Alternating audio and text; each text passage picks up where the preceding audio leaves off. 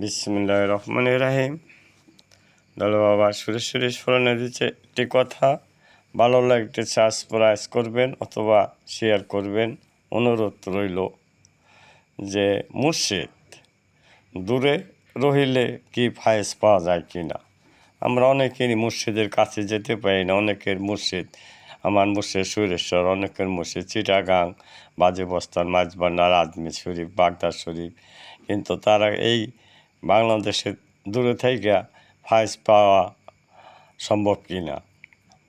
তো হ্যাঁ, মুর্শিদ রহিলে দূরে যদি সে অলি হয়, সে মুর্শিদ যদি তার অলি হয়, পীর কামেল হয়, তাতে ফায়েজ পাওয়া কারণ আছে, পাইব সে ফায়েজ।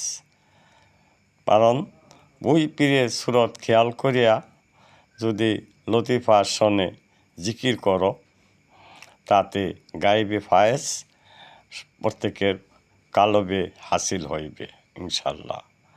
তো মিলন দেখো, পীরের রাবেতা করো, তার সুরত দেখো, তার চেহারা মোবারক দেখো, পরস্পর রূপে যদি তার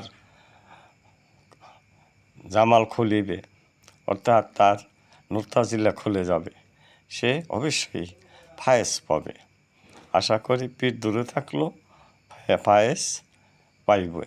কিংবা জিকির